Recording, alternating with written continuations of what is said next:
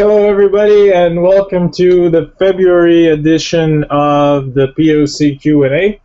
Another Sunday, another panel. We have some new faces with us today, so let's just go to introductions right away. Hi, I'm Stephen Black from New Mexico, USA. Hi, I'm Chile, the POC for Romania. And I'm Sue Everett, I'm the POC for Spain. And you already know me, I'm always yapping at these Q&As. I'm Sasha from Slovenia. And this week we have a little update, just a short ones for the Q&As. We're going to try to improve these Q&As as we're going, just like we try to improve everything. Last week you saw Sean has a new format of the seminar out as well, so hopefully we're going to be improving and improving. One of the things that we're going to try to do for next month is get the Google Hangout event out for 1 month in advance. We're going to also try and have Q&A enabled, so you can also write your questions in the Google Hangout event directly, and you don't have to search around for the moderator because it's always that way and you can't find it. So, all right. Another thing before we kick it off is the questions that you guys post in the moderator or in the Q&A or whatever we're going to have them available. Try and be as precise as possible. We had some of them that weren't even questions, so let's try with the questions. It's questions and answers. So, and if you can reference some of the material so that we know exactly what you're talking about, that'd be great. And our answers are going to get better as well. Okay, let's start off with number one. And is it possible to make a comparison of the construction of a TVP experimental city with other mega project that is in process or finished, like the Large Hadron Collider, for example? This is from Ignacio in Santiago. Okay, we've asked admin at the Venus Project about this, and we've gotten to an answer that says that depending on the size of the city, the experimental city would be roughly about 100 to 1,000 times more taxing in resources. So, and everybody's usually asking, all right, but we want to know how much money that is. Okay, so the Large Hadron Collider is $9 billion going on, something like that. So if you estimate if you multiply that by 100, it makes it 900 billion. Now, estimated U.S. war costs in Iraq and Afghanistan up to the year 2011 combined is 3.7 trillion. So to put that into perspective, that'd be about 4 cities right there in the last, 8 years or so? 10? And another example of that, in 2012, military spending for the whole world was 1.7 trillion. So there's another 2 cities for you right there. And if you look at the last 20 years of world military spending, there's 28 trillion total. So you can see how many cities we've already launched with rockets and things like that, to put things in perspective. Okay, number two. Number two is Jacque says it's possible. If it is possible, he would send the soldiers back to university to make them problem solvers and send them to bridge the difference between nations. Is there any more description or detail available on this topic? The question is from Satinder in New Zealand. What I've heard about the educational system and how it would be, and extrapolating it to answer this question, I think the first thing that would be taught is the myth of race. Help them understand that we are all the same, no matter where we're born, and teach them a little bit about the countries that they're going to visit so that they have the knowledge needed about the needs that they have in those countries. For example, if they're lacking water systems, if they need food production systems and so on, and show them how to build them. And that's basically all I think that you'd be able to find out there. Really, it would be going into the educational system deeply to be able to answer that one. Yeah, that's a good point. Next one is number 3. It says, what thing can one do or say to people who can't visit the Venus Project Research Center or wait for the first experimental city? And then in brackets, who point out that there isn't mega machines ready or this or that. So they're pointing to problems.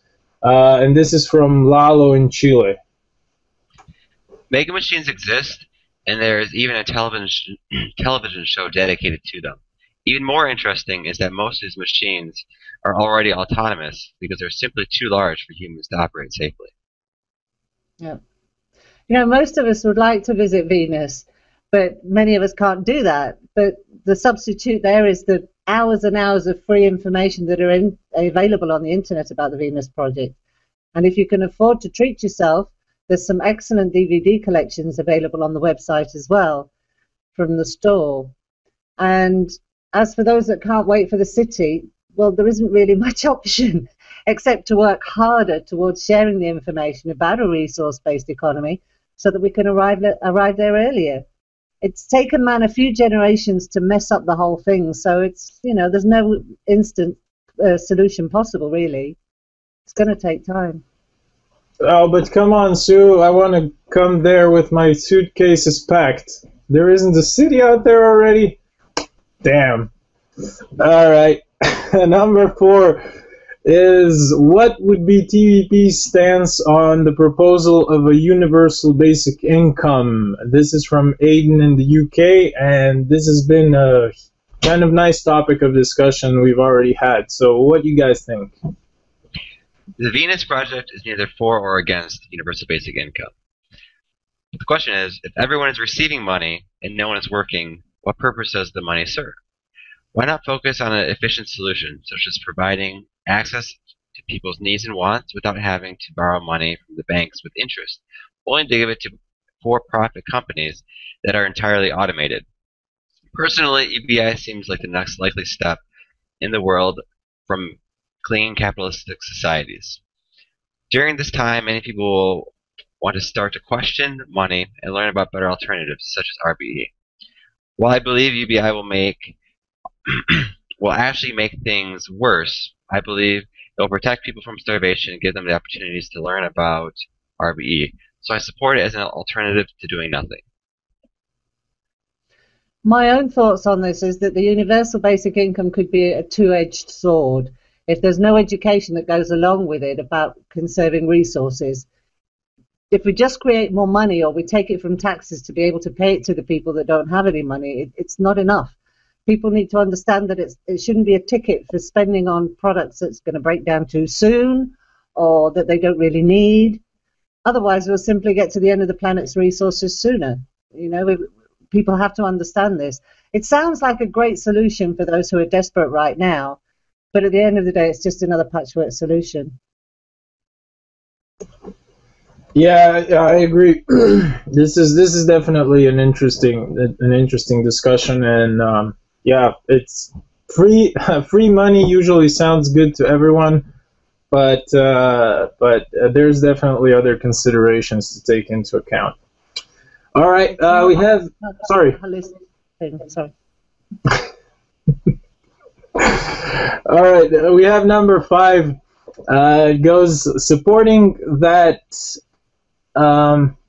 Supposing that in some meeting the governors and the people of certain countries consented to start the Venus Project test city, what would be the political and economic status of the country while the project is in development? I don't think the political or economic status would change. What do you guys think? I would say we can take into consideration, as an example, the Large Hadron Collider project or the International Space Station project, which were made by a collaboration of different countries. Also, these were scientific projects, and the status is the political and economical status of the country did not change in the period of development of developing these projects. So I don't think that I cannot see how this can change when we develop the Venus project test city, because it's the same way. It's a more scientific project, but applied to humanity. Yeah, good point. And I think that if you want to look at the political and changing the economical and political status, this is something that is a long-term solution. Whereas if you're just building the city, that's a project that's going to be done within the system, and wouldn't really change the whole country overnight, as it were. So I hope we understood this question correctly for you guys. It was from Edgar in Mexico, by the way. Sorry, I didn't mention that before. Number 6 says, during the transition, those countries in favor of TVP, they will build TVP cities and they will develop an instance of a resource-based economy for the basic needs, and still they will maintain a money-based economy for the interchange out of basic needs, right? That's a question from Ignacio and Santiago. Today, entire cities are being built where there was previously nothing. There's absolutely no reason to bring in old ideas into a new world. There is no transition. It would be comparable to going to a different country and following their rules. Your home country's currency has no value and your laws are meaningless there. It will be a totally new environment. I think there may be a need for some method of interchange for certain resources, depending on where the first city or cities are built. But this interchange could also be in the form of technological knowledge. It doesn't necessarily have to be for money. Yeah, good point. And also, it was a little hard to really understand the essence of the question. So we apologize if we didn't understand it correctly. But yeah, that's why I said in the beginning to try to be as specific as possible. Maybe give some examples as well, so that we know clearly what it is you want us to answer. All right, and we have number 7 and the last one. This one comes with a YouTube link, which I'm going to post in the description next to the question. In the 10th minute of that clip, Jacque talks about the fact that he didn't pick up all the ideas from books, but from compiling bits of information from experiments. Is he in some way telling us that the books are insufficient source of information? What I see that Jacque means through that is that the books were not just the place where he got all his ideas from. A huge amount of what he talks about comes from the hands-on experiments, also experimenting himself. If books were enough, there wouldn't be so many hours of material out there to watch and to learn from. Plus, more people like to experiment themselves too. So it's a mixture of all these things that brought Jacque to create these concepts of the Venus project. Yeah, exactly. I think that's a very good point to close off with. Of course, the books are very important, but we have to also be able to extract the meaningful information out of them. Like Jacque says, there's a lot of sunny day in May in books, and we have to learn to recognize that and use the good bits, which is not always the easiest thing to do, depending on the book you're reading.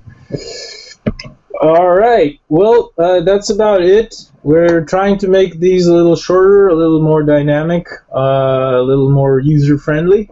And maybe just in closing, we would like to invite everyone that would like to help us improve, further improve these sessions, and the ones that Sean is doing. You can still contribute to the fund that Sean has open, and I'm going to put the link in the description for that as well.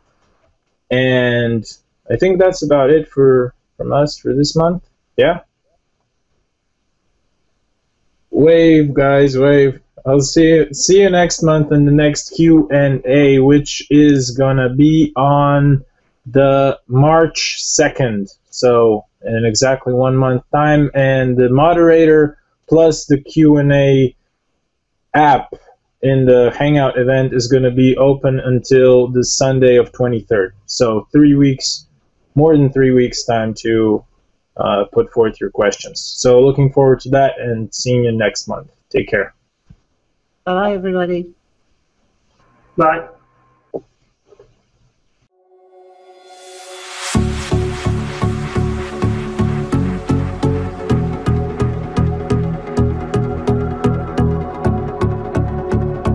If you would like to help out the show, donate via PayPal on the main website. Head to thevenusproject.com, click Donate, TVP Education, click on PayPal, and enter your information. Thank you for your support.